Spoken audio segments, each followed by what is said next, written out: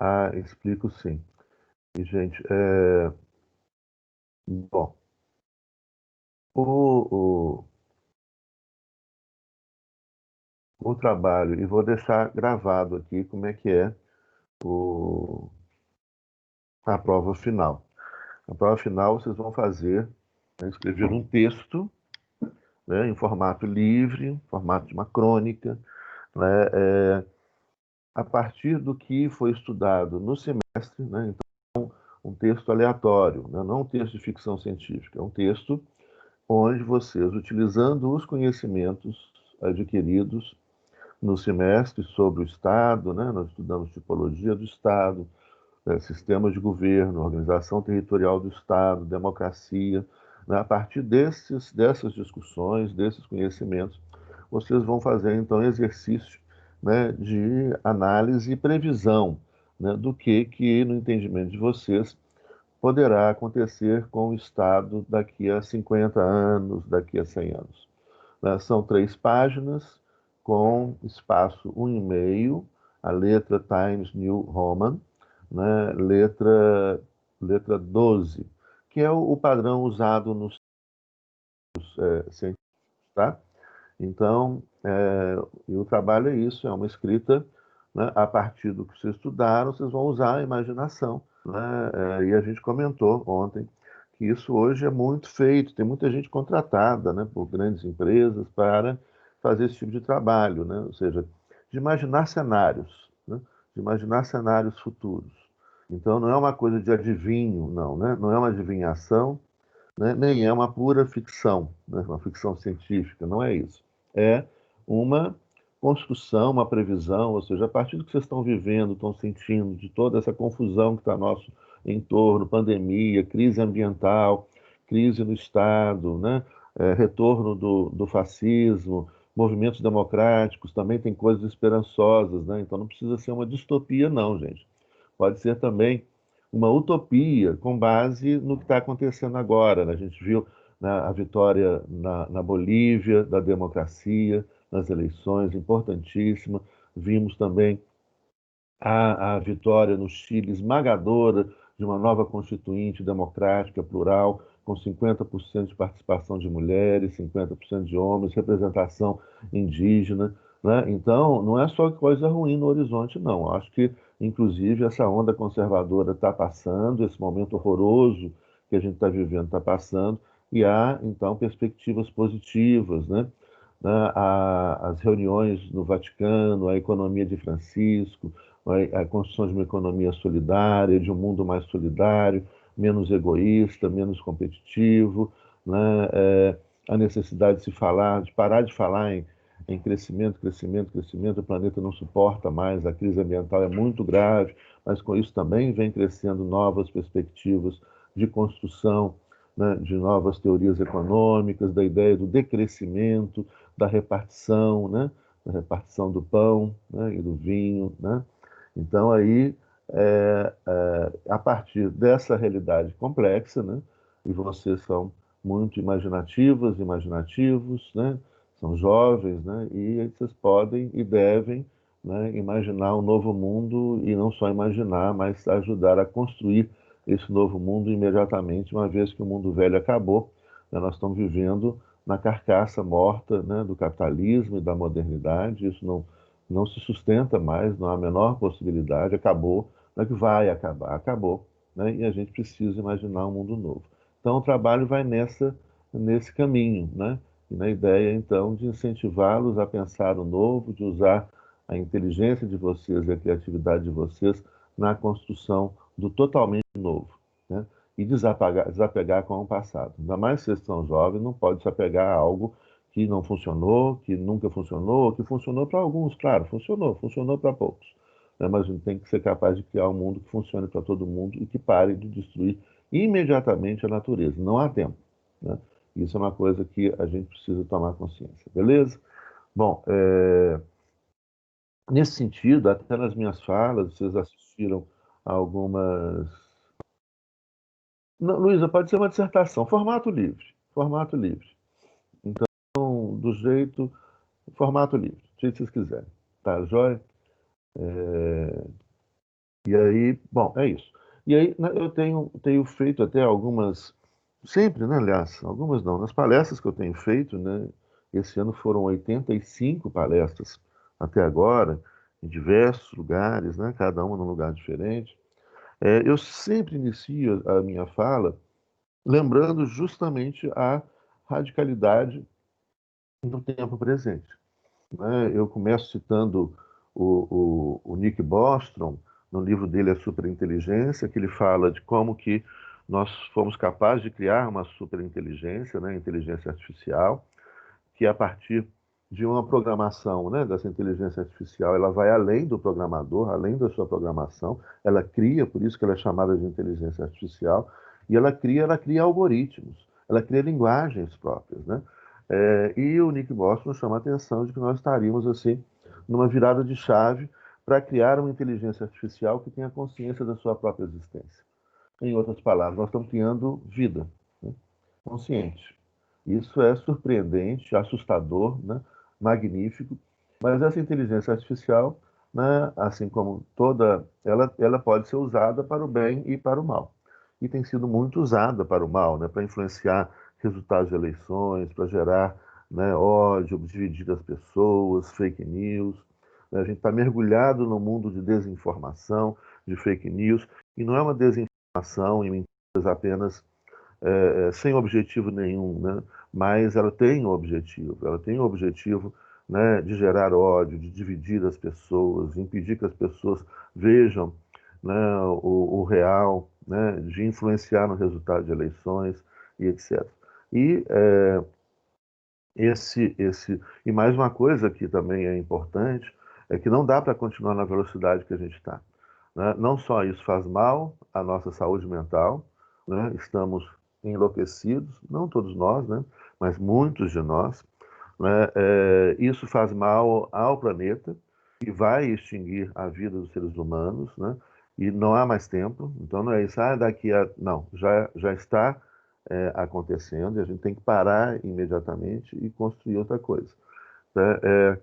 Só para vocês terem uma ideia, uma coisa também, um outro dado que eu citei, que eu cito sempre nas minhas palestras, um livro importante, está aqui esse livro, né, do David Harvey, o livro chama Os Sentidos do Mundo, né? David Harvey, num dos capítulos do livro, ele traz uma informação que corrobora com isso que eu acabei de falar, que é assustador, né? Ele fala que em 3 anos, de 2011 a 2014, a China consumiu 50% mais toneladas de cimento do que os Estados Unidos no decorrer do século XX.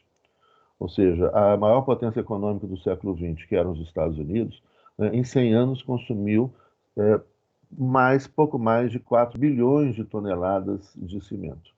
Em 3 anos, de 2011 a 2014, segundo o livro do David Harvey, é sempre importante a gente citar as fontes, porque a gente, na internet, né, 90% é mentira, é fake, é distorção, né, é para enganar, isso é proposital, né, faz parte de um projeto de poder. Né, a China, né, de 2011 a 2014, consumiu 6 bilhões de toneladas de cimento, ou seja, 50% a mais que os Estados Unidos em 100 anos. É óbvio que isso é absolutamente insustentável, né? E a China está construindo agora uma cidade para 130 milhões de pessoas, ou seja, uma cidade na China, você imagina o que vai aí para que vai caber uma França e uma Inglaterra juntas, de uma vez só. Então, esse modelo de crescimento, esse modelo, ele é insustentável, ele é absolutamente insustentável. Então, não dá para nós, ponha isso dentro da cabeça, repita, escreve, põe no teto, põe na geladeira, não dá para nós continuarmos vivendo como se nada estivesse acontecendo.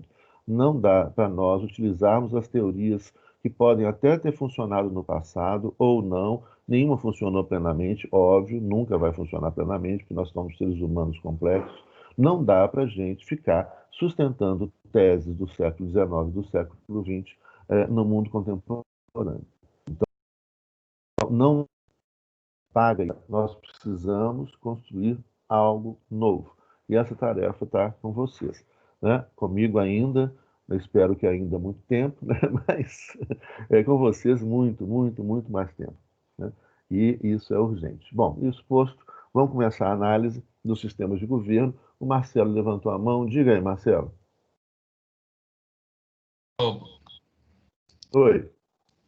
professor, tudo bom? Não, é só Tudo bom.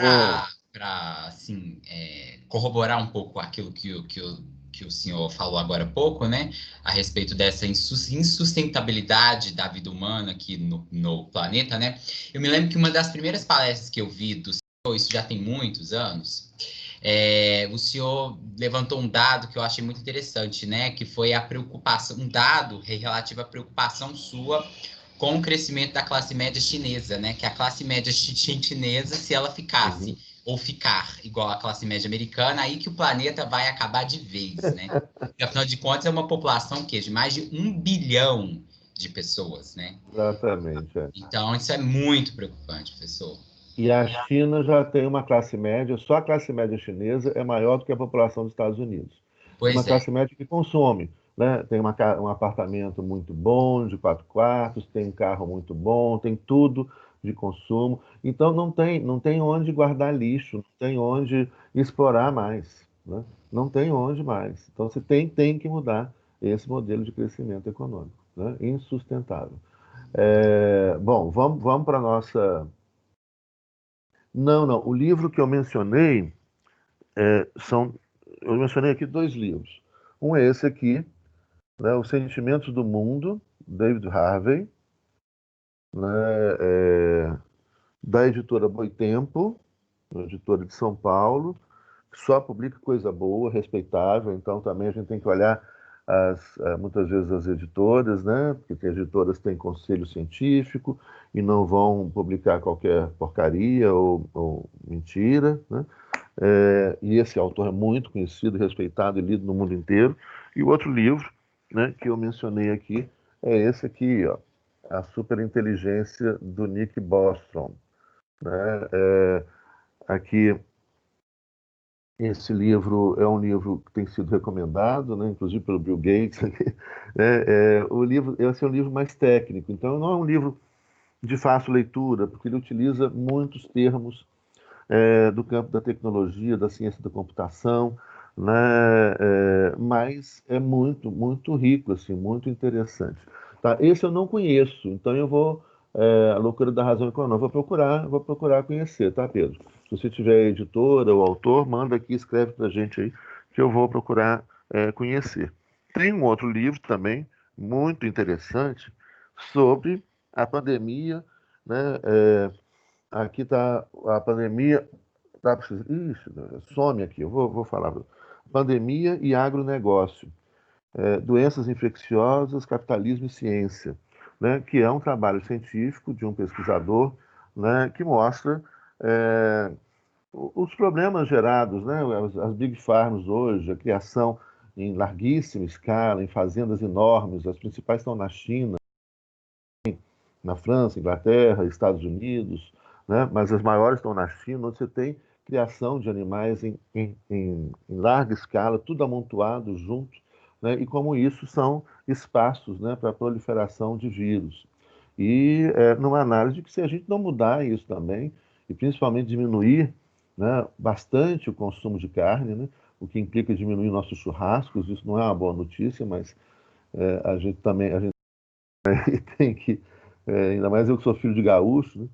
Gosto, amo um bom churrasco, mas, né, hoje eu estou apoiando, né, as veganas e os veganos, né? E se eu conseguir, né, nessa altura do campeonato, depois de comer carne a vida inteira, não é fácil, mas eu já estou reduzindo muito o consumo de carne, principalmente carne vermelha, né? Mas também a maldade que fazem com as carnes, com a carne dos porcos, por exemplo. Você sabe que porco, né, é igual a cachorro, né? Responde pelo nome, é uma maldade fazer isso com os bichinhos, né, com a vida. Então eu já estou com dificuldade de comer carne, isso é bom, né? E hoje você tem alternativas. Ó, o Marcelo está comendo ali, é carne, Marcelo? Você está comendo aí? É, Não, professor. não. Reduzir, porque nós estamos no mundo, gente, e precisa de solidariedade.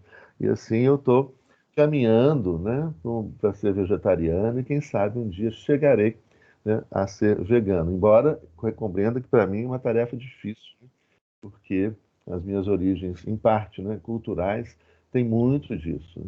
Então, esse livro é um trabalho seríssimo, é do Rob Wallace, né, Pandemia e Agronegócio. E fala como é que nós estamos criando o nosso próprio aceleradamente. E não temos mais tempo. Não há mais tempo. E o mais assustador é que as pessoas continuam levando a vida como se nada tivesse acontecendo. Né? E continuam propondo as mesmas soluções como se nada tivesse acontecendo. E lembrando, né, que isso não é só a direita, não. A direita e a esquerda, nós vamos encontrar, né, tanto a direita como o centro e como a esquerda, discursos de crescimento, desenvolvimentistas, né, aqueles mesmos discursos do século XX, essa coisa antiquada que não cabe mais, não tem mais jeito. O nosso papel, vocês que estão estudando, né, as milhões de pessoas que estão aí estudando nas universidades e tudo, têm a tarefa, né, de estudar muito, né, e de convencer as pessoas, né, a mudarem imediatamente o seu padrão de consumo, né, o padrão de produção, né, os valores que sustentam a vida, abandonar o egoísmo, o individualismo e aprender a repartir o pão. Né? E o vinho também, né? Por que não? Mas sempre moderadamente. O vinho faz muito bem à saúde, né? No máximo uma tacinha por dia. Ou então a gente pode. Eu perguntei para o meu médico se a gente podia acumular as taças para gastá-las todas no fim de semana. Aí ele falou: Olha, Zé Luiz, eu faço isso, mas não adianta não. Né? Mas eu também faço isso, gente. Eu não bebo todo dia, mas sexta-feira e sábado tomo um vinhozinho, né, moderado com as taças que eu não, né, consumi durante a semana. Mas, obviamente, sempre em moderação, né, gente? Em excesso, qualquer coisa em excesso. A única coisa em excesso que não faz mal é amor. O resto, né, em excesso faz mal. Bom, feita essa introdução, né, vamos lá. Isso, Pedro. Eu não vou ler o que você escreveu aqui, não, porque está sendo gravado, aí, mas é assim, excepcionalmente, né? Qual é o problema, né? Isso, com os amigos, guardando distância também, de 2 metros. Isso, Carolina, tomando suco de uva natural todo dia. Isso eu gosto mesmo. Eu tomo. Aham, eu tomo. Suco de uva faz muito bem para o coração. Né? Tem tanino, né? E o vinho Taná, que é produzido principalmente no Uruguai, a uva Taná, né? Ela tem tanino, faz bem para o coração. Né? Então eu tomo moderadamente no final de semana. Moderado, sempre moderação. Né? O caminho do equilíbrio, como os chineses, né? O caminho do meio, o caminho do equilíbrio. Tem que encontrar o ponto do equilíbrio, sem radicalismos, né, de nenhuma espécie. Só no dia do aniversário. Bom, mesmo assim, com cuidado. Bom, vamos lá, né? Vamos continuar aqui, senão a gente. Cadê? Aqui. Olha, então, finalizando, né, o sistema de governo, nós, lembra que nós, então, colocamos, vocês devem ter. Também me avisa também, viu, se encontrarem em PDF.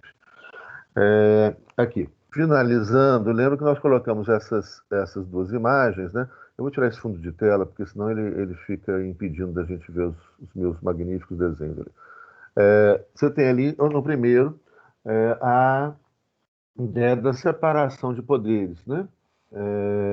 No sistema presidencial, que nós já estudamos, então, bastante isso, né? Explicamos, está gravado, os vídeos disponíveis, vocês devem ter assistido. Assistiram?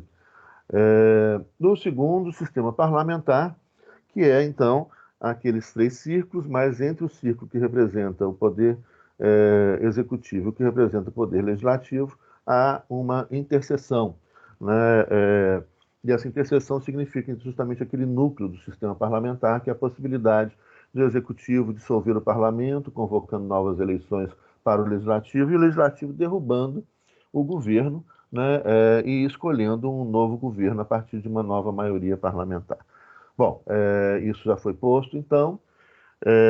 Lembrando apenas uma questão que ficou faltando eu dizer nas 2 últimas aulas sobre o sistema de governo, é que, com relação, nós falamos também sobre o sistema unipartidário, bipartidário, pluripartidário e multipartidário. E comentamos como é que funciona no presidencialismo, no parlamentarismo, os problemas e as soluções de cada um. Né? E aí, apenas lembrando mais uma questão importante. Existem ainda hoje, no mundo, né, monarquias, mas a gente tem 3 tipos de monarquias. Uma monarquia absolutista, que é algo absolutamente ultrapassado, e aí, gente, vamos lembrar disso também, né? A gente fala, olha, nós temos o direito à livre escolha, né? Nós temos o direito na democracia de escolher sistemas de governo, formas, regimes políticos, etc. Mas esse direito ele é limitado, né? Lembrar isso na Constituição. Nossa Constituição, no artigo 60, parágrafo 4º, diz, né? Estabelece ali as cláusulas pétreas. Então, ou seja, democraticamente, nós não podemos escolher o fim da democracia.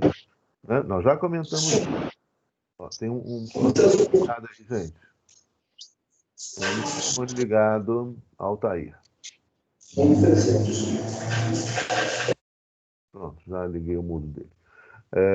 Então, nós não podemos democraticamente escolher o fim da democracia. Nós não podemos democraticamente escolher o fim dos direitos das minorias. Né? Então, você tem limites. Artigo 60, parágrafo 4º. Toda Constituição democrática, em toda democracia, em todo exercício de liberdade e de democracia, tem que ter limites. Nós não podemos usar, né, a força, o poder da maioria para acabar destruir direitos, para acabar com a democracia. Ou seja, majoritariamente eu não posso decidir acabar com a democracia majoritária. Em nenhuma democracia constitucional do planeta isso existe. Tá? Então, nós já comentamos isso no artigo 60, parágrafo 4º, incisos 1 a 4 da nossa Constituição, isso está lá estabelecido. É vedada a deliberação de emendas tendentes a abolir. Né? E aí vem uma listinha ali, né, com o quê? É vedada a deliberação de emendas tendentes a abolir a federação. A gente não pode ter emendas que venham a centralizar mais poderes no Brasil, já discutimos isso também. Né? Nós não podemos ter uma emenda, né, tendente a abolir a democracia, isso não pode nem deliberar, não pode ter uma emenda tendente a abolir com os direitos humanos, não pode nem deliberar. Ah, então pode deliberar sobre pena de morte, professor? Não, não pode nem deliberar sobre pena de morte. Né? Não pode ter emenda tendente a abolir, não pode ter emenda tendente a abolir a separação de poderes. Por quê? Porque, gente, existe história, né? E a gente precisa estudar a história e aprender com a história. Assim como a gente tem que aprender, né, com as nossas vidas, com os erros do passado, né? Vocês são muito novas, muito novos, então vocês não tiveram tempo ainda de cometer erros, né? Mas, né, na minha idade a gente já comete, a gente aprende com os erros para não cometer de novo. E é isso que representa a Constituição, né? Ou seja, não funciona, nunca funcionou, né, uma ditadura, né, em nenhum lugar do mundo. Então não vem achar que nós podemos decidir democraticamente para um regime ditatorial, para uma intervenção militar. Não pode, não pode nem deliberar. Em alguns lugares, por exemplo, como nos Estados Unidos, você falar isso vai preso. Aqui não, porque aqui até o presidente fala, né, infelizmente. Mas lá você vai preso. Isso é crime de responsabilidade do presidente. Ele sai do cargo. Não pode defender ditadura. Não pode defender o fim dos direitos humanos. Não pode. Né? Não pode separação de poder. Então, há limites para a liberdade. E é justamente porque a Constituição fala, nós aprendemos com o passado, nós vimos que isso não funciona, que isso vai fazer mal para todo mundo e que, portanto, não pode tentar de novo, porque já foi tentado várias vezes e nunca funcionou. Né? Então é aprender com a história. Isso são as cláusulas pétreas. Bom, Felipe levantou a mão. Diga aí, Felipe. Bom dia, professor. Bom dia. Quando a gente estuda constitucional, a gente lê sobre aquela parte dos limites dos limites, né? Os limites que o senhor está falando seriam os limites da própria Constituição, né? Coisas que a gente não pode deliberar, o Isso. legislador, né? Sim, É porque exatamente. eu fiquei um pouco confuso, que eu já estudei um pouquinho antes, e fala dos limites. Seria disso que o senhor está falando agora, não é? Isso, Das coisas que o legislador está vedado. Exatamente. O legislador está vedado a deliberar sobre isso. Artigo 60, parágrafo 4º. tá? E veja bem que essas limitações não são apenas constitucionais, elas também estão no direito internacional público, né? E o Brasil, os vários documentos, tratados, declarações que o Brasil assinou também veda, né, esse tipo de coisa, ou veda o retrocesso.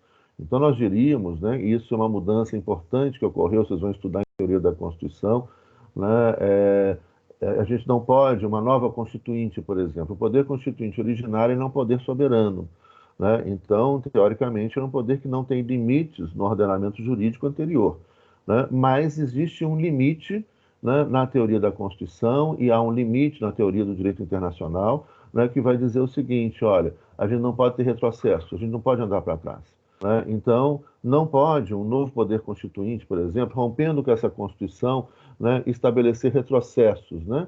Então, essa proibição do retrocesso também já é um princípio incorporado, né, nas decisões dos tribunais internacionais e nacionais e incorporado pelos tribunais brasileiros, né? Ou seja, a gente não pode andar para trás, né? Infelizmente, né, isso tem ocorrido, né? A gente tem andado para trás aqui no Brasil, não perdendo direitos previdenciários, direitos trabalhistas, direitos individuais, né? Mas isso é inconstitucional. E então isso exige, né, de nós, cidadãos, que democraticamente nos insurjamos, né, contra isso de maneira democrática, em defesa da Constituição, e falar: olha, nós não vamos continuar andando para trás, nós não vamos voltar para a Idade Média, né? Então, essa proibição do retrocesso é um princípio, né, do direito, né, que é já incorporado por diversos tribunais democráticos pelo mundo afora também. Então, esse seria um outro limite, né? Então, nós não podemos perder direitos, né? Nós podemos, então, conquistar novos direitos, sempre, né? Não podemos abandonar direitos que foram conquistados com tanta dificuldade, né? Como, por exemplo, os direitos sociais, né? Como saúde pública, educação pública, previdência social, moradia, transporte, né? Como, por exemplo, os direitos econômicos, né? O salário mínimo, remuneração justa, políticas econômicas de repartição de riqueza, etc., que estão presentes nas constituições democráticas, isso a gente não pode perder, como os direitos individuais, né? De vida, liberdade de expressão, liberdade de locomoção, né? Também não pode andar para trás, como os direitos políticos de votar, de ser votado, de participação, né, na construção da vontade do Estado, né, uma vez que o Estado somos nós, né? Então é muito interessante, né, que são as incongruências, né, e as confusões, né, contemporâneas, né, de que o Estado democrático, ele pertence à população, né? Então, usar, né, esse Estado só pode ser usado a favor da população, né? A favor dos direitos de todos nós e de cada um de nós. Bom, isso, então vamos continuar lá com o sistema de governo.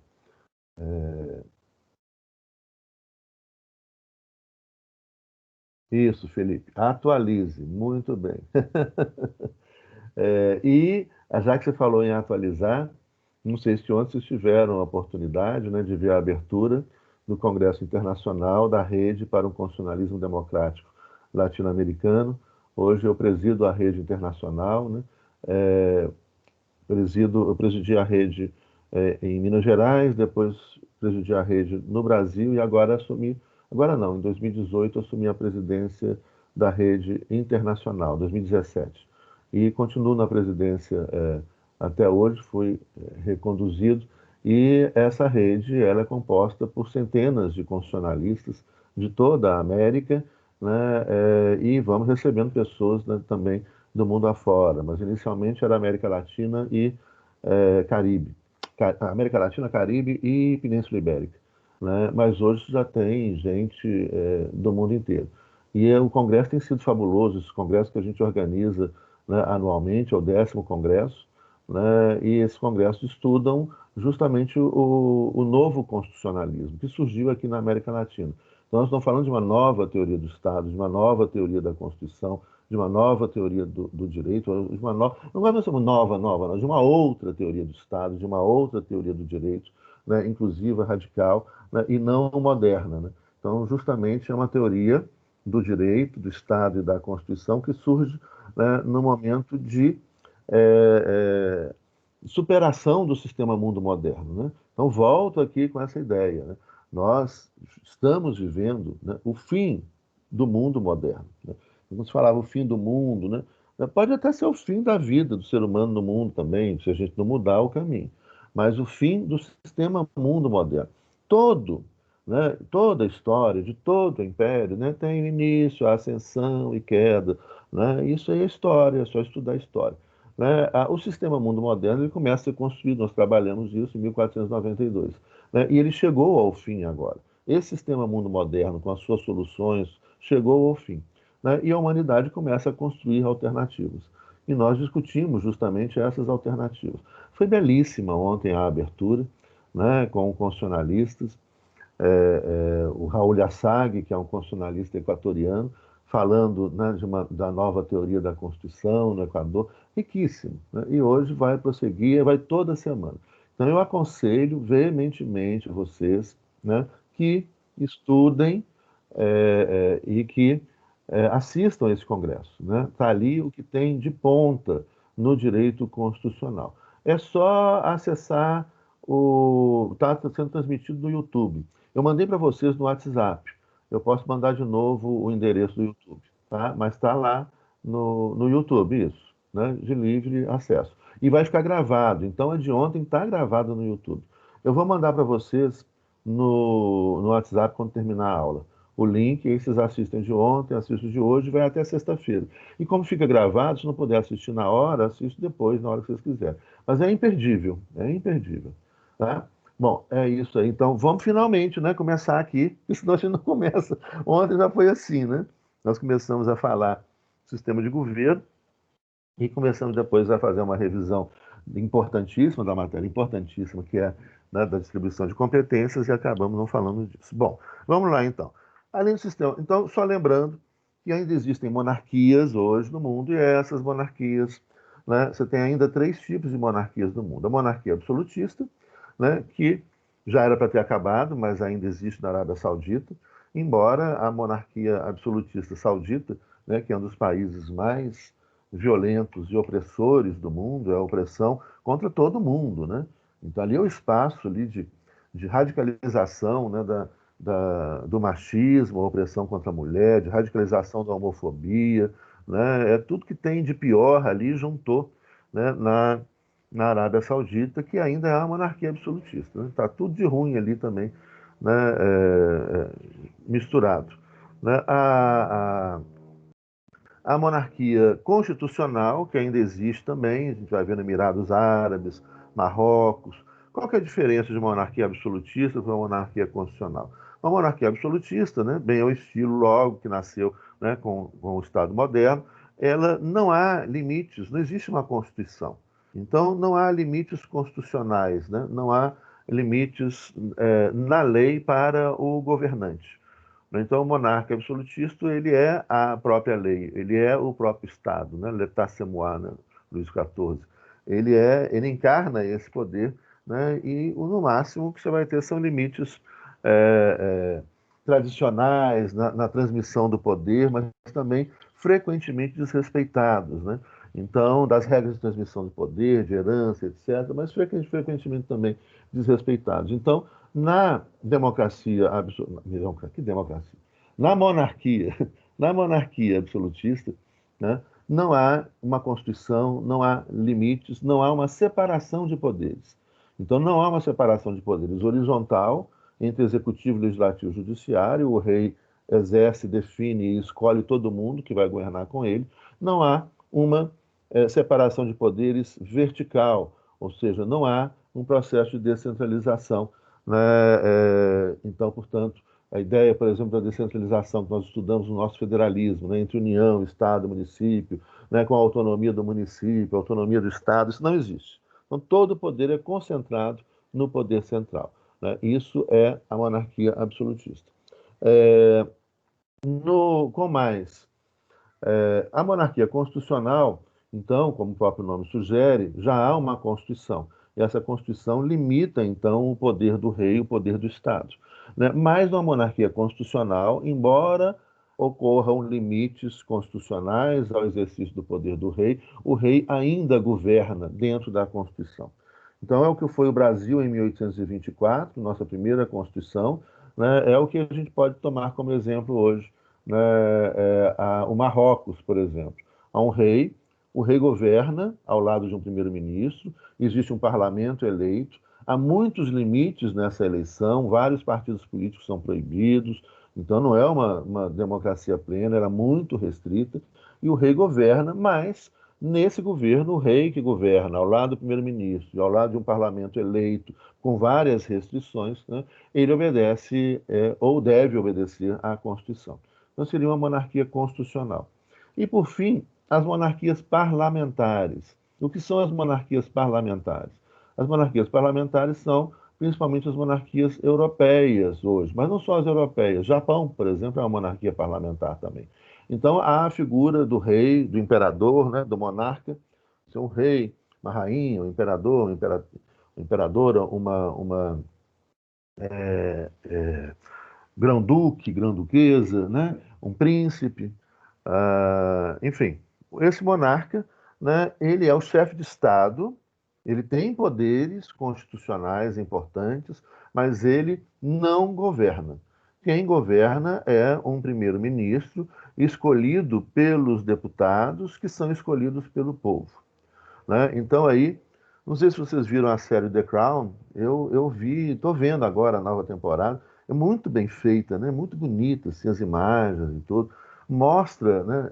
Essa última temporada, então, diz que a família real britânica não ficou muito feliz, não, porque mostra, assim, a mais completa inutilidade, né, dos caras, assim, que eles não fazem nada na vida.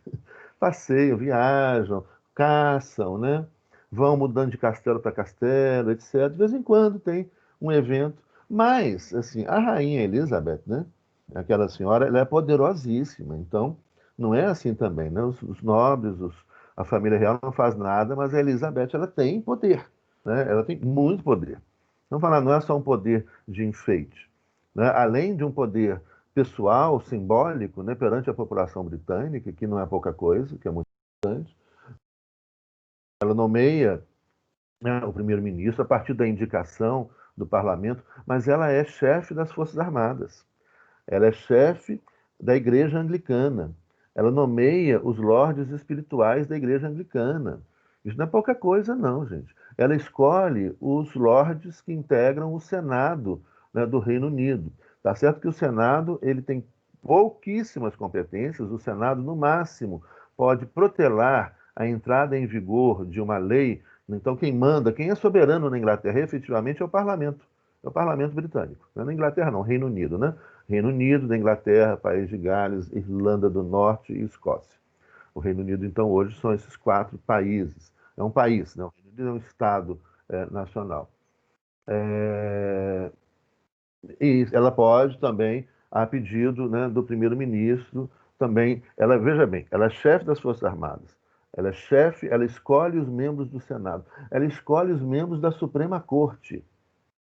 Imagina só, vamos trazer isso aqui para o Brasil.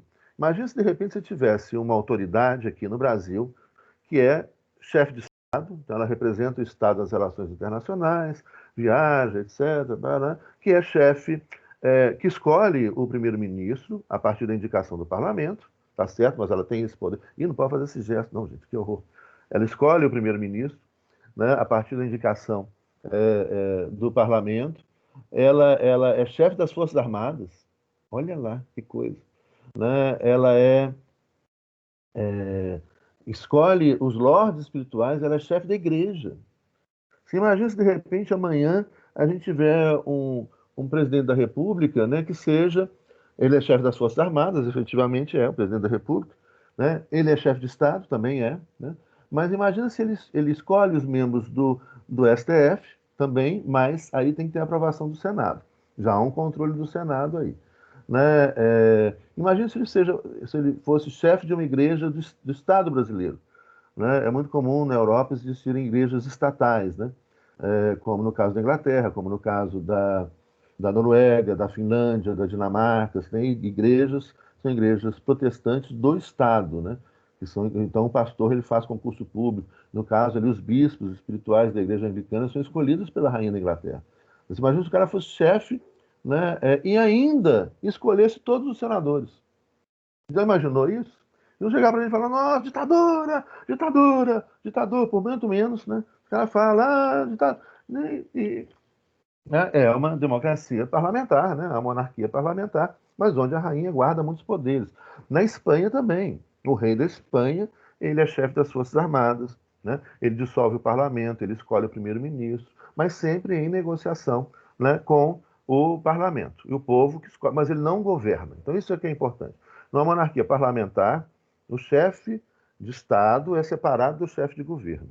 Então, ele é um representante simbólico, ele tem funções constitucionais importantes, ele funciona muitas vezes como poder moderador, ele não governa. Quem governa é o primeiro-ministro, escolhido pelos deputados, que é escolhido pelo povo. Então, a Espanha é assim, a Bélgica, a Holanda, a Suécia, a Noruega, a Dinamarca, né? Onde mais? Mônaco, Liechtenstein, Reino Unido, né? São monarquias parlamentares. Obviamente, de monarquia para monarquia, muda algumas nuances. Então, você tem algumas monarquias onde o rei tem mais poderes constitucionais, outras têm menos, né? Mas a forma de relacionar com o povo, com o símbolo, etc., também é distinto. Mas são monarquias onde o rei tem poder constitucional, mas não governa. Então, essa é a diferença. Monarquia absolutista, o rei governa, né? Não há separação de poderes, ele não tem limites na Constituição. Monarquia constitucional, o rei governa, mas ele tem limites na Constituição, mas é uma democracia muito, muito limitada, né? Já numa monarquia parlamentar, né, o rei não governa, há um poder, né, democrático no parlamento, né, entre os deputados. No caso inglês, no caso sueco, lembrando que o parlamento, inclusive, ele é soberano. Então, a última palavra sempre será do parlamento inglês. O parlamento é soberano, né? E há, então, criou-se, a série The Crown mostra isso muito bem, uma série muito bem feita, criou-se uma prática de convivência entre a monarca, né, o monarca e o parlamento de respeito, porque sabe-se que nesses países da Europa, se o monarca resolver, né, mandar mais do que a Constituição e os costumes, né, permitem, há uma insurreição e pode-se acabar com a monarquia, né? Lembrando que a Espanha tinha acabado com a monarquia e restaura a monarquia quando restaura a democracia. O caso espanhol é interessante, depois a gente pode até comentar na Constituição de 1978. Tá? Mas há movimentos republicanos fortes dentro da Inglaterra, né? E então há um acordo onde o rei ele tem, pós-Segunda Guerra Mundial, né, limitado muito a sua ação, né, respeitando muito, então, a vontade popular expressa na escolha dos deputados no parlamento. Tá? Mas tem poderes. E isso só ocorre no sistema parlamentar. Então, não há um presidencialismo monárquico. Não existe. Né? O presidencialismo é sempre republicano. Não há um sistema diretorial monárquico. O sistema diretorial é sempre republicano. Não há um sistema semipresidencial, que seria uma loucura, nós vamos explicar o sistema semipresidencial, monárquico. O único sistema de governo que convive, então, com instituições monárquicas é o sistema parlamentar. Haverá, então, portanto, uma monarquia parlamentar, uma monarquia constitucional, né, e uma república parlamentar. Exemplos de repúblicas parlamentares: Alemanha, Áustria, Portugal, né, são repúblicas, Itália, são repúblicas parlamentares. Nesse caso, o chefe de Estado, então não existe mais as instituições da monarquia, não existe mais a figura do rei e dos nobres, os chefes de Estado, então, são os presidentes eleitos, né? Só que, em geral, nas monarquias, nas repúblicas parlamentares, o presidente ele é eleito pelo voto indireto, né? Seja por um colégio eleitoral, como acontece na Itália, seja pelo parlamento, como acontece na Alemanha, na Áustria, né? Ou seja pelo voto direto, como acontece em Portugal. Tá? Então, você tem aí variações das repúblicas parlamentares. Você tem república parlamentar com um presidente mais forte, porque o presidente é eleito pelo povo, Portugal. Mas o presidente não governa, quem governa é o primeiro-ministro português. Mas ele tem mais força porque ele é eleito pelo povo, óbvio. Né? Então tem mais força política. Você tem repúblicas parlamentares onde o presidente é eleito por um colégio eleitoral, como na Itália. Né? Então não é o povo que escolhe o presidente, o povo escolhe os deputados que escolhem o primeiro-ministro, e o presidente ele funciona ali como um poder moderador, como símbolo nacional. E uma coisa, um fenômeno italiano muito interessante é que o presidente da República é, ele tem que ter uma idade, ele tem que ter acima de 50 anos de idade, né? Então, para poder se candidatar à presidência, tem que ter no mínimo 50 anos de idade. E a ideia da Constituição italiana é que uma pessoa que já tem 50 anos já tem uma história escrita. Ou seja, dá para confiar mais ou confiar menos. Ou seja, você sabe qual é a história da pessoa, né? Ela tem uma vida, né, escrita, né, de 50 anos ali. Então você sabe mais ou menos o que esperar daquela pessoa. Tá certo que as pessoas sempre surpreendem, mas ela seria, teoricamente, se uma pessoa tem uma vida honesta, né, correta, durante 50 anos, é, é uma pessoa mais confiável, né? Você já tem um histórico da pessoa, a pessoa não está inaugurando na vida, né? Então, essa é a ideia dos italianos, né? Vocês podem concordar ou não, é a escolha que os italianos fizeram lá na Constituição italiana. E, em geral, os presidentes italianos têm mais de 80 anos de idade, que aí, então, são pessoas hiperconfiáveis, né? E, geralmente, o último presidente, o atual presidente da Itália, eu não lembro o nome dele, mas depois vocês pesquisem aí, né? E me falem se vocês encontrarem, meus assessores aí da internet, é importante. Mas a Itália teve anteriormente, agora, né, um presidente, foi o Oscar Scalfaro. Foi o Oscar Scalfaro? Não, mentira, foi Giorgio Napolitano. Giorgio Napolitano. Giorgio Napolitano é um comunista de 84 anos de idade, né, que tem uma vida política de 84, de 60 anos de vida política, nunca roubou um fio de cabelo, né? Vive numa casa simples, vive Sérgio Mattarella, isto, grazie, Pedro. Né? Então, ele nunca roubou nada, um cara, né, honesto assim, e que foi escolhido para presidente da República porque tem uma vida inteira, né? Imagina, 80 anos, né, de vida pública correta, honesta, equilibrada, etc. Né?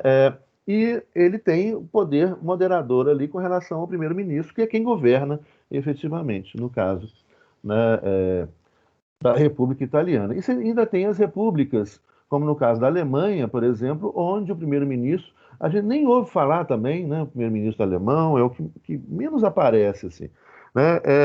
Ele é escolhido pelo parlamento, pelo voto indireto do parlamento. Né? Ele tem uma função de representação política, mas ele não governa. Quem governa é a poderosíssima primeira-ministra da Alemanha, Angela Merkel, que completa agora 15 anos de poder. Né? Como eu disse, nas aulas passadas, analisando o sistema parlamentar, o parlamentarismo tem essa característica, né? Quando você tem um parlamentarismo como o da Alemanha, né, veja bem, ele não é unipartidário nem bipartidário. Ele não é multipartidário, ele é pluripartidário. Então você tem partidos políticos sólidos, ideológicos, programáticos, os governos são coerentes, as alianças são sustentáveis. Então, a aliança se mantém, você tem um governo estável. Olha, a Angela Merkel entrou no governo, né, ganhou a confiança do parlamento, ganhou a confiança da população, né? Então, ela fica enquanto o povo autorizar e enquanto o parlamento autorizar. Né? Então, está dando certo, fica. Deu errado, né? Ela fizer alguma coisa, né, que o povo não goste, o povo pressiona o parlamento tira ela. Né? Isso é uma característica do sistema parlamentar. Então, o sistema parlamentar pluripartidário, né, ele é um sistema, desde que tenha partidos políticos ideológicos, sérios, desde que tenha, portanto, aí também uma cultura política, uma tradição política, etc., né, é um sistema que pode ser estável e que deixa na mão da população e dos representantes da população, os deputados, a escolha. Olha, o governo está bom, continua, está ótimo. A Alemanha está indo bem, continua, vai, fica. Ficou ruim, tira. Ficou ruim um mês depois, tira. Ficou ruim 15 anos depois, tira. Né? Tá bom, continua. Então, acho que isso é muito interessante. Né? E mais ou menos muda um pouco o dia, né, de que você tem que mudar o nome das pessoas de 4 em 4 anos. Olha, você pode não mudar o nome da pessoa, mas não mudar a ideia, não mudar o projeto político, né, como acontece nos Estados Unidos. Então, isso é como se não mudasse nada.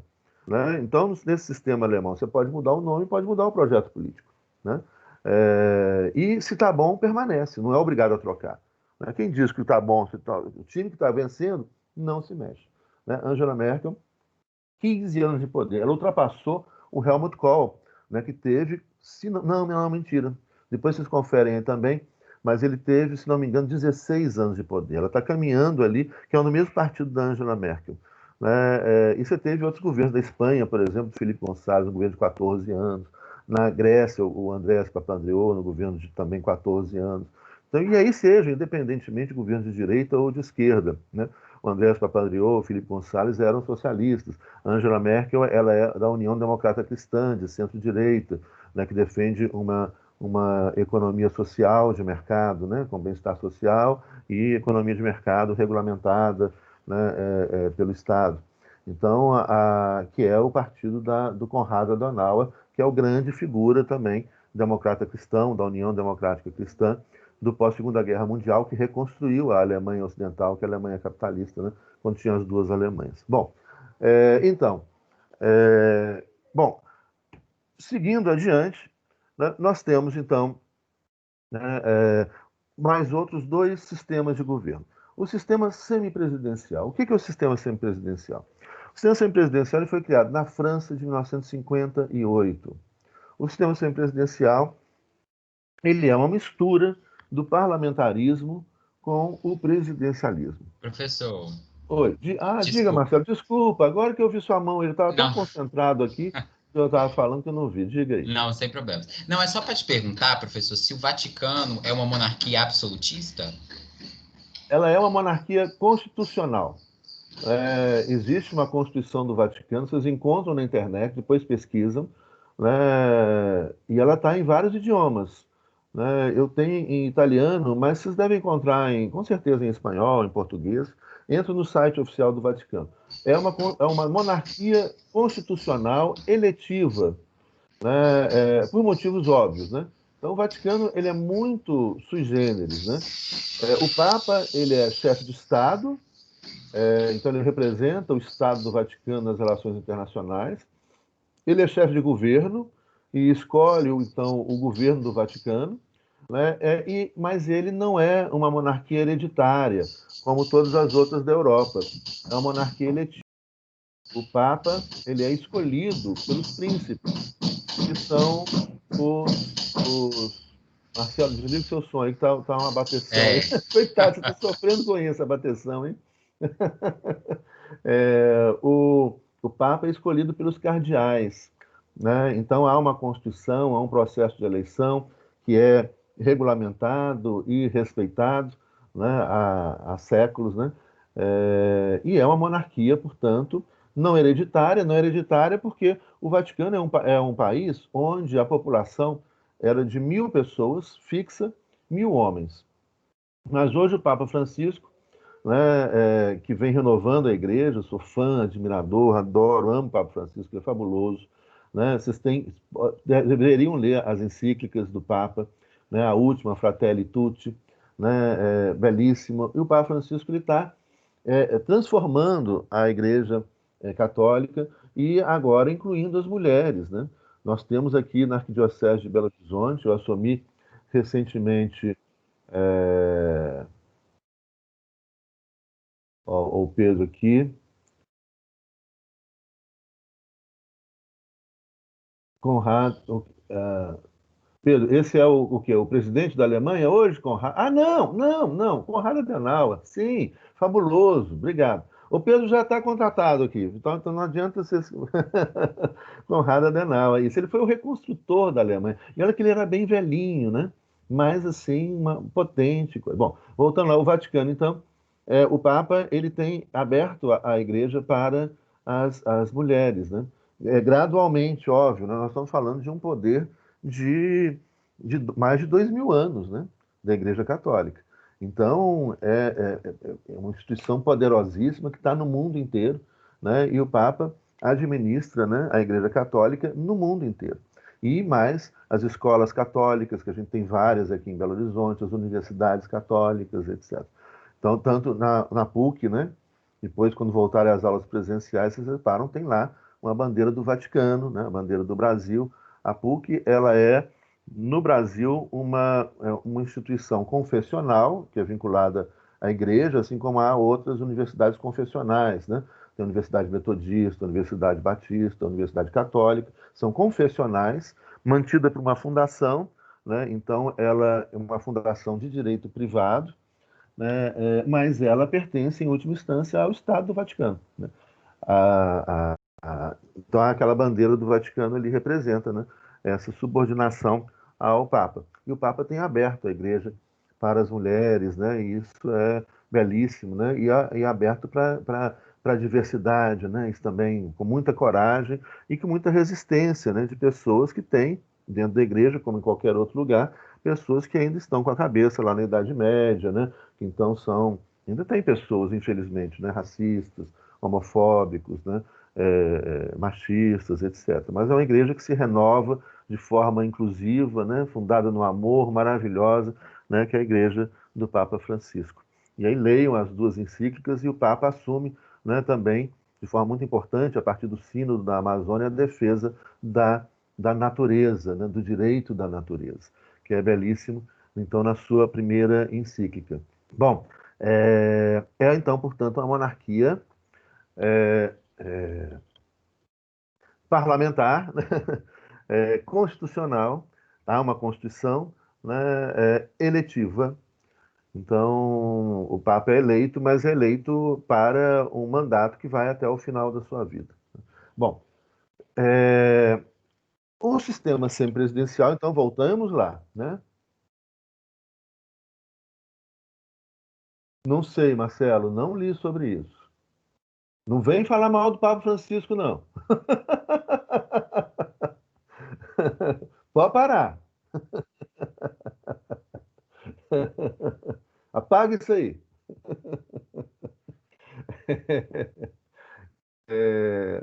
Não, para quem está vendo a gravação, vai ficar gravado aqui, vocês vão ficar curiosos. Ele falou que o Estado Vaticano está em déficit orçamentário. Tá nada. Isso é intriga da extrema-direita, né, que quer derrubar o Papa Francisco. Não tá. Você vai ser excluído da aula, Marcelo.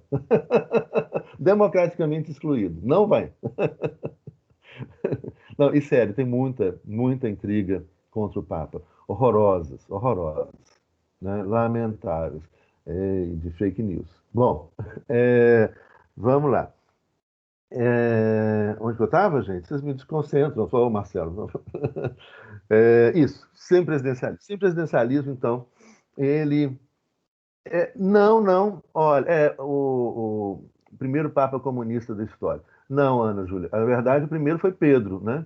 E o primeiro comunista foi Jesus Cristo, né? Porque o comum, né? Repartir o pão e o vinho, né? Era sociedade de comunismo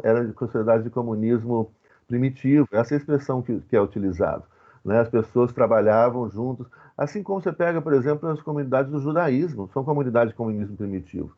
Pega um kibbutz, né? O kibbutz, ou os kibbutzim, né? O kibbutz no plural, elas são como comunidades de comunismo, são sociedades de comunismo primitivo, né? Todo mundo produz, todo mundo planta e todo mundo divide igualmente, né, o fruto do trabalho. Não tem nada a ver com o marxismo, né? Uma vez que os marxistas, no século XIX, escolhem a palavra comunismo para se diferenciarem dos outros socialismos, né? Inclusive do socialismo cristão, do socialismo utópico, do socialismo democrático, do socialismo parlamentar, das várias vertentes do socialismo, né? O socialismo marxista escolhe o termo comunista, a palavra, né, que vem do comum, né, para se diferenciar, né, para diferenciar o socialismo científico dos outros vertentes, várias outras vertentes do socialismo. Mas a ideia é essa, né? A ideia essencial é a construção do comum, ou seja, as coisas têm que ser repartidas, né? Tá lá, Pai nosso que estás no céu, santificado seja o vosso nome.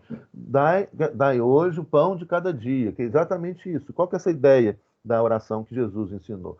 Né? Se você tem 40 pessoas e 40 pães, se cada um comer um pão, né, ninguém vai passar fome. Se você tiver 40 pessoas, 40 pães, e uma pessoa, né, previdente, esperta, né, que corre mais do que as outras, que venceu a competição, pegar para ela 35 pães, significa que sobrarão 5 pães para 39 pessoas, né, que é o capitalismo. Ou seja, as outras pessoas vão passar fome, né, mas aquele que mereceu, porque ele correu mais rápido, ele acumulou os pães, né, aquele que mereceu ficou com 35 pães.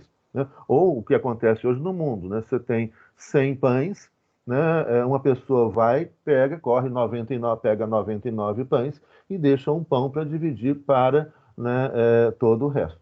Né? Você tem aí 1% da população, né, com mais da metade da riqueza do planeta Terra. Isso eu acho insustentável do ponto de vista cristão, do ponto de vista moral, do ponto de vista econômico, do ponto de vista ético, de qualquer ponto de vista, né, racional ou humano que seja.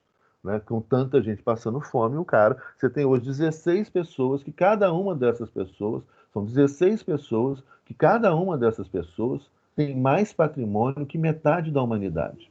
Ou seja, você tem 16 pessoas, que cada uma delas tem mais riqueza do que 3 bilhões e 500 milhões de pessoas. Eu entendo que existe uma justificativa racional, humana, ética, moral, cristã, para esse absurdo. Não entendo. Não entendo quem defenda isso. Não entendo. Efetivamente. Mas, Ana Júlia, eu sei que você estava brincando aqui.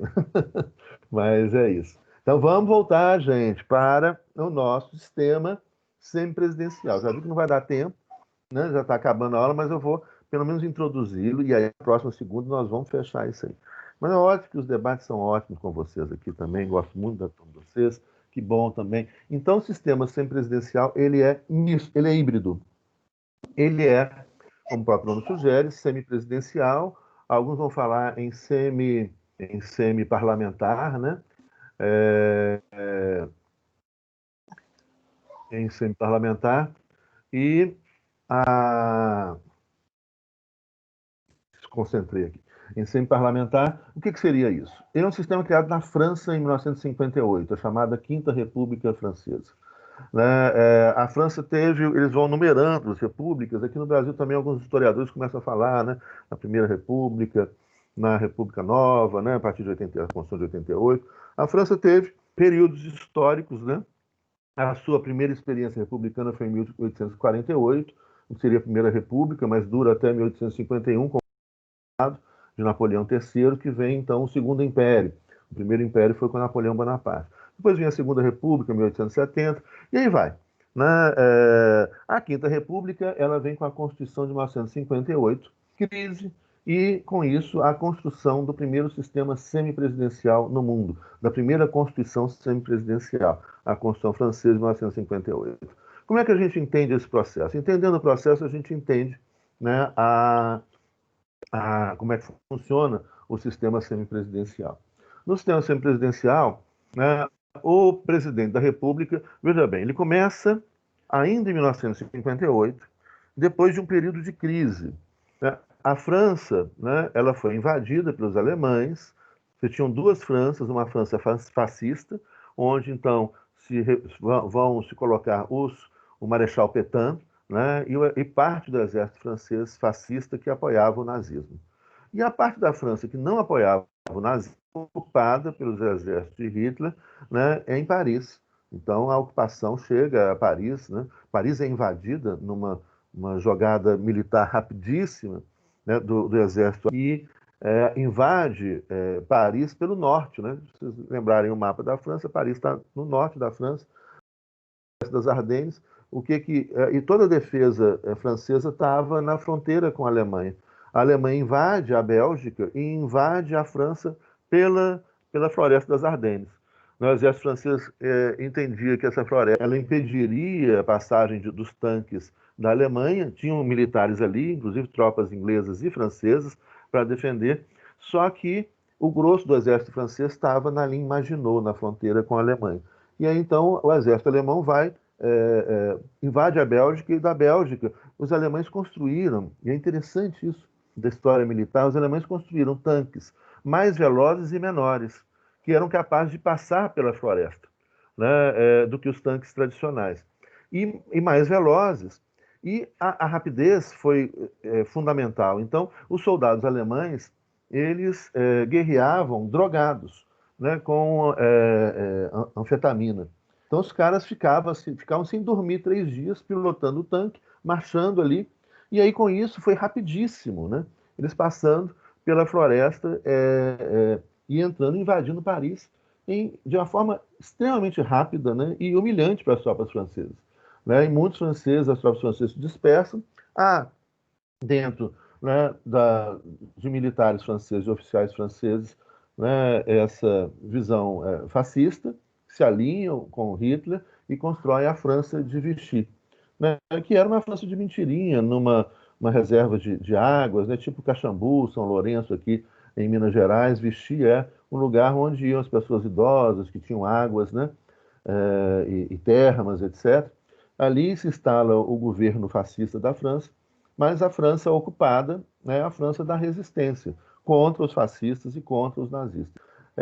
Bom, termina a guerra, a França liberada, e vem então um governo, uma nova Constituição em 1946, que é uma Constituição parlamentar. Só que essa Constituição parlamentar, e aí você já tem como fazer essa análise, vocês mesmos, né? Essa França parlamentar, ela era multipartidária. O que acontece com o sistema parlamentar multipartidário? O governo se torna instável, tem partido político demais. E essa instabilidade num momento grave, porque a França sai da Segunda Guerra e não deixa a guerra um minuto, porque a França, né, sai da Segunda Guerra, mas enfrenta as guerras coloniais para tentar manter as suas colônias. Inclusive, o exército francês faz nas suas colônias o que os alemães fizeram com os franceses, né? E com os judeus franceses, né? Matar, torturar e etc. O exército francês fez isso na Argélia, na Guerra da Argélia, na Guerra do Vietnã, da Indochina. Então, a França, que é um Estado imperial colonial, né, outra coisa interessantíssima, gente, durante a Segunda Guerra, né, o exército francês contou principalmente na luta para a liberação de Paris das tropas nas colônias, que tinham então os povos colonizados. Estavam lá lutando pela França contra o nazismo senegaleses, argelinos, né, o povo do norte da África. E assim que Paris é liberada, com o exército francês, né, negro e árabe, né, esse exército francês, usando o uniforme e a bandeira da França aqui, entra na França, liberando a França, né, da opressão nazista, né, imediatamente, logo após, os árabes e negros franceses são expulsos da França. Agora volta para suas terras. E a França mantém a guerra colonial, mantendo esses estados, Argélia, né, Marrocos, Tunísia, que mais? Costa do Marfim, né, a Indochina, Laos, Camboja, Vietnã, tudo como colônia.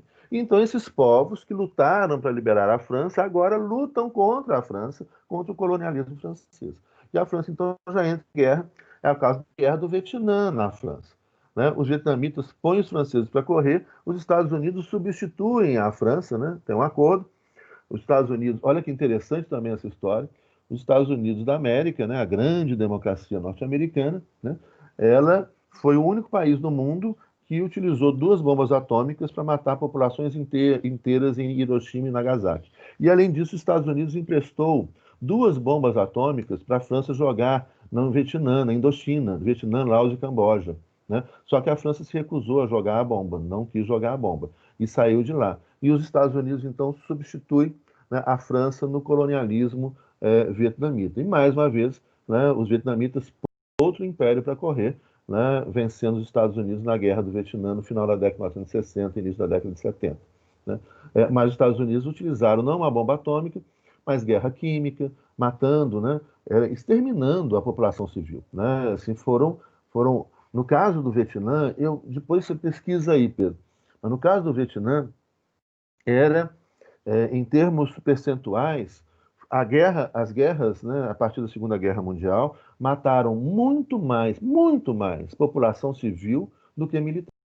As guerras que antes eram entre militares, a partir da Segunda Guerra Mundial e pós-Segunda Guerra Mundial, são guerras que matam muito mais civis do que militares. E a Guerra do Vietnã é uma dessas. Foram milhões de civis mortos, crianças, idosos. Eles bombardeavam com napalm, guerra química, né? Destruía as florestas, as aldeias, as cidades, né, do Vietnã, matava todo mundo. Né? Matava todo mundo. E isso também a França faz pós-Segunda Guerra Mundial. Né? E depois vem os norte-americanos. A França faz isso também, né, na África. Até hoje, gente. Até hoje, a França age como potência colonial na África, né? Eu tenho um amigo francês, né, que ele foi militar francês das tropas de elite, né? Aqueles caras assim que quebram o pescoço, sabe? Rambo, etc. Esses caras de tropas de elite. Ele falava, olha, as tropas francesas chegavam, né, na África, por exemplo, em aldeias, as crianças vinham na frente na tentativa de sensibilizar as pessoas para não atirar nos seus pais, né? E aí eles atiravam nas crianças e nos pais em todo mundo, né? Isso é a França colonial. Agora, isso não é lá atrás, né? Então, só que essa história não é contada, né? Do colonialismo, né? De países que defendem os direitos humanos. Mentira, mentira e mentira. Bom, voltando então aqui, o que acontece? A França, nesse governo parlamentar, tem muitos partidos políticos. E esses partidos políticos, então, são muitos. De maneira que o primeiro-ministro ele é muito fragilizado, em um momento complicadíssimo, né, de reconstrução da França, ao mesmo tempo que mantém as guerras coloniais. Então, é, é, em, em, foi de 46 a 58, 12 anos. Em 12 anos, a França teve 16 governos. Isso mostra o quê? A fragilidade dos governos, né, dos primeiros ministros, que não tinham sustentação nos partidos que ficavam brigando entre si em um momento de crise. Nesse momento, então, vamos lá, o Pedro. Aí, Pedro. Mais de 58 mil americanos e ao menos 1 milhão de vietnamitas morreram no conflito. Muito obrigado. Pedro, você está mais que contratado. Fonte bbc.com.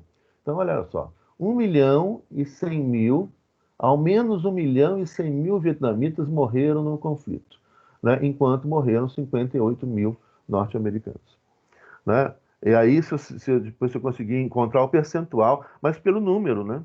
O percentual de civis mortos. Assim, essas guerras, muitas dessas guerras, se você tinha antes estimativas, dizem mais de 3 milhões de vietnamitas mortos. Nossa, obrigado, Pedro, pela informação.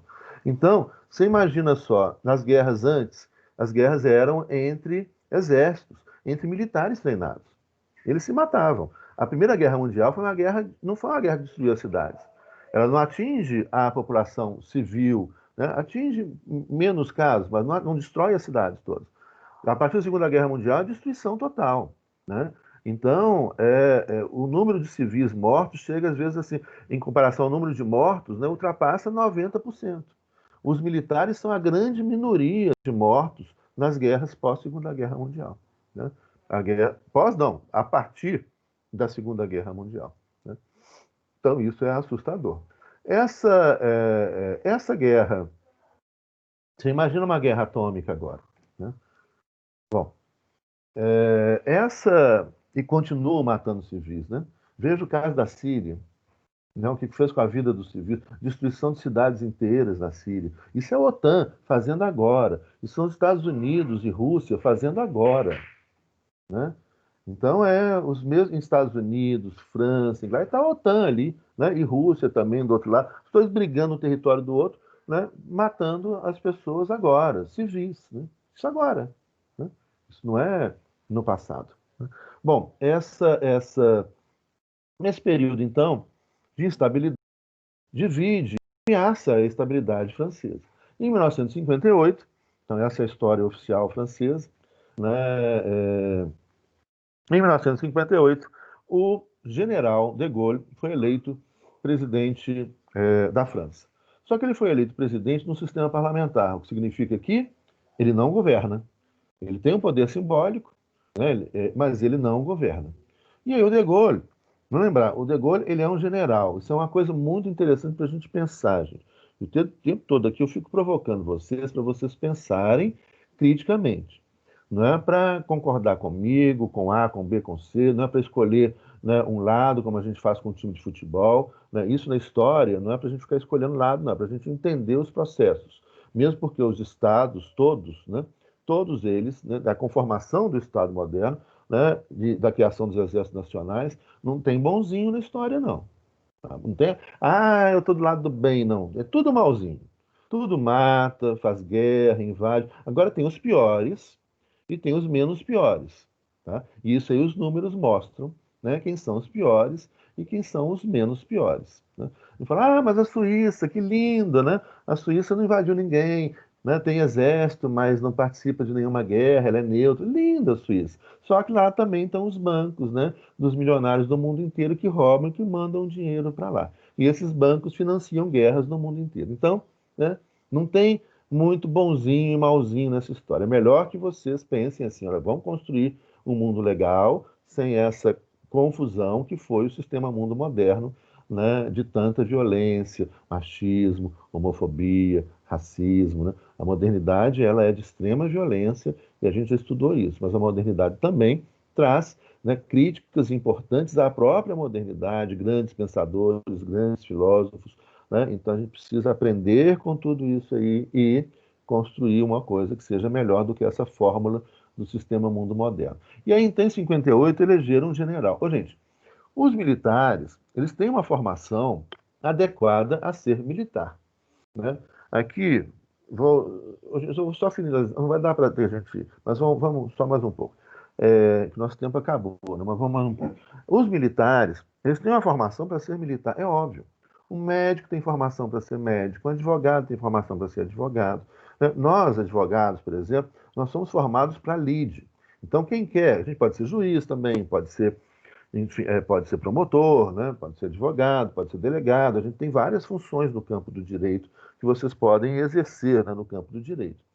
Mas, por exemplo, um advogado, né, um membro do Ministério Público, ele é um cara que tem que estar pronto para a briga. Para a briga judicial, né? Não para a briga. Aqui é o boxeador, né? Lutador de MMA, aí não é a nossa briga, não, é outra briga. A briga judicial. Ou seja, a gente tem que gostar, né? E eu parei de advogar porque eu cansei disso, eu não gosto, há muito tempo que eu não gosto mais disso, mas tem gente que gosta disso, de resolver o problema dos outros, né? E brigar pelo problema dos outros. A gente é contratado para isso. O juiz não, o juiz já vai resolver, né, o problema a partir de um advogado de acusação e de defesa que está brigando pelas partes, cada um defendendo um lado, com ética, sempre com ética, né? Cada um defendendo um lado, e o juiz então vai chegar e resolver as questões. Eu também não gosto disso, né? Esse negócio de resolver a vida dos outros, nossa, é muito complicado, né? Muito problemático, né? Eu gosto mesmo, eu gosto da educação, eu gosto de estudar, né? Ler, escrever e conviver com vocês e discutir e passar tudo que eu estudei minha vida inteira e que eu vivei para vocês, para que vocês possam formar livremente a opinião de vocês, né? Então não é para concordar comigo, é o que eu tento passar, é tudo que eu aprendi, né, nesse tempo, e essa é a profissão que eu gosto, né? E cada um tem a sua profissão, a sua vocação. E os militares são formados para quê? Para fazer guerra, gente. Eles são formados para fazer guerra. Eles não são formados para serem diplomatas, para evitar a guerra, né? Eles não são formados para serem democratas, né? O último exército democrático que tentou ser feito foi na França, em 1870. Né? O Exército Democrático Popular de Paris foi derrotado rapidamente pelo exército regular francês que estava em Versalhes. Por quê? Porque o exército não pode ser democrata. Imagina um general chegar e falar: ó, vamos fazer uma votação assim. Eu acho que a gente deve atacar, né, o flanco leste. Aí chega um outro e vai defender. Não, não. Eu acho que a nossa estratégia tem que ser nesse sentido. A gente tem que atacar o flanco oeste. Eu acho que a gente tem que. Aí, enquanto os caras discutiam isso que acontecia em 1870, em Paris, veio o exército regular, com o general mandando e o resto obedecendo. Se não obedecer, está morto. Né? E fala: faça isso. E faz. Então, você não tem no militar uma formação democrática. Não tem. Ele é formado para. Uma coisa interessantíssima, que é um outro dado interessante, e não pode ter. Não pode ter. Cada um no seu quadrado, gente. É isso. Né? Imagina você ter um diplomata militar. Não vai ser diplomata. Não vai negociar. Vai perder a paciência no primeiro. Né? No primeiro, não. Então. Né? Então agora é pólvora. Vocês ouviram que alguém falou isso? Não. Né? Como é que é, gente? Eu até esqueci. O sujeito falou pólvora com os Estados Unidos. Gente. Pólvora. Aí é um militar sem noção, né? Aí também é. Aí também já não é nem mais, né? Não é mais de militar, né? Mas assim, não é um diplomata, né? Não é um militar, porque se ameaçar os Estados Unidos com pólvora, né? Mesmo no sentido figurativo, né? Claro, é ridículo. Então, assim, não ameaça os Estados Unidos. Melhor não ameaçar, né? Não dá numa guerra regular, a gente não dura um minuto. né? Então, não dá para fazer isso, levar isso a sério. Mas, então, cada um tem a sua formação. E o De Gaulle é um militar. Então, ele é autoritário, tem que ser a formação dele. Na Guerra do Vietnã, olha que interessante, na Guerra do Vietnã, muitos militares norte-americanos que foram formados assim, rapidamente, porque na Guerra do Vietnã eles começaram a chamar jovens estudantes de universidade. Vocês, por exemplo. É como se o Brasil tivesse uma guerra agora e eles começassem então a chamar vocês para participarem de uma guerra. E vocês vão ter um treinamento rápido, de alguns meses, para já ir para a frente de batalha. O que acontecia então? Grande parte, isso é uma pesquisa feita por um general norte-americano, grande parte dos jovens estudantes, né, que foram para a Guerra do Vietnã e que morreram lá, eles não dispararam suas armas. E é claro, gente, a gente não é treinado, a maior parte, o militar ele é treinado para matar. Daí que o militar não pode trabalhar em segurança pública. Hoje, gente, as coisas é só pensar que a gente entende. A segurança pública, a polícia é feita para proteger e não para matar. Né? Os militares são feitos para matar, eles vão para a guerra, eles têm que matar o inimigo. Né? Então, eles são feitos para proteger. A polícia é feita para proteger de todos os cidadãos, todos os cidadãos. Os militares são feitos para fazer a guerra, ou seja, eles são treinados para matar. Né? E o exército norte-americano é treinado para matar, assim como qualquer outro exército do mundo hoje. Óbvio, e tem que ser, porque quando eles começaram, lá na Guerra do Vietnã, esse general começou a fazer um estudo e mostrava que a maior parte dos jovens que foram rapidamente treinados para ir para a guerra, eles não dispararam uma arma. Ah, eu adoro essa música da minha infância, gente. Eu cresci com a Guerra do Vietnã. É que era um garoto que, como eu, amava os Beatles e os Rolling Stones. Girava o mundo sempre a cantar as coisas lindas da América. Não era mesmo assim. Ah, mil garotas assim. Tocava Help and Ticket to Ride. Oh, Lady Jane, oh, yesterday. Cantava viva a liberdade. Mais uma carta sem esperar. Da sua guitarra o separou. Fora chamado no Vietnã. Stop! Olha só. Eu cantava isso quando eu tinha, nossa, uns 4 anos de idade, 5 anos de idade. Cresci, olha só, cresci com Beatles, Rolling Stones e Guerra do Vietnã. Obrigado, Pedro. Você já está contratado, Pedro. Eu vou no The Voice. Então, o que acontecia? Obrigado, Edmar. Então, o que acontecia? Não, eles não disparavam a arma, porque eles não estavam preparados para matar ninguém. Sabe o que é matar uma pessoa?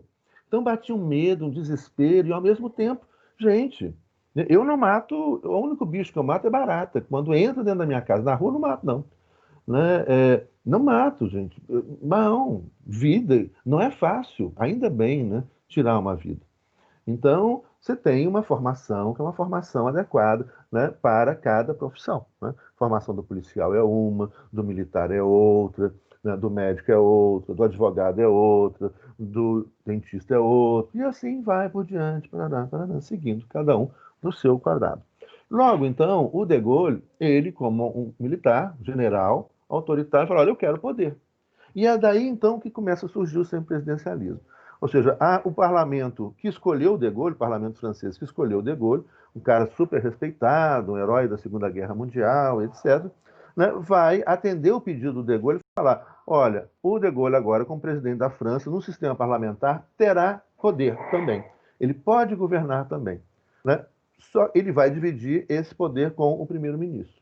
Então surge o primeiro governo bicéfalo, o primeiro governo semipresidencial, onde mandam e governam juntamente o presidente e o primeiro-ministro. No sistema presidencial, manda o presidente, no sistema parlamentar, governa o primeiro-ministro, né? No sistema presidencial, governa o presidente, no sistema semipresidencial, governam presidente e primeiro-ministro. Na próxima aula, eu vou explicar o funcionamento, né, do sistema semipresidencial francês, que é um sistema hoje que existe em poucos lugares no mundo. É um sistema mais complexo, bem mais complexo. Não é um sistema que funcionaria em qualquer lugar. né? A França é um país que tem uma forte tradição política, né, de debate político. O povo é muito politizado e o controle da população sobre os políticos também, historicamente, é muito grande, justamente porque o povo é muito politizado. Então, o povo está sempre mobilizado, sempre participa, né, vota e se mobiliza em torno de teses políticas, etc., se manifesta nas ruas, né? Gente, é o país da Revolução Francesa, né? Então, esse sistema funciona e funcionou e funciona até hoje muito bem lá. E depois ele foi adotado em outros países. Então, você tem sistemas semipresidenciais a partir da inspiração francesa. Hoje, a Rússia, mas o caso russo também é russo, né? Quem manda na Rússia é o Vladimir Putin, quem tem juízo obedece, ele manda 20 anos na Rússia, num sistema semipresidencial, mas depois explica o modelo russo, e hoje também é utilizado na Venezuela, na Constituição da Venezuela de 99 e 2000. Também comentarei na próxima aula. Por hoje chega, o almoço saiu aqui, vou almoçar, tá um cheirinho bom, bom almoço para vocês também. Né? Tudo de bom, gente, e até a próxima aula. Tchau, Abraço. professor. Obrigado, viu? Tchau, até mais. Obrigado a vocês.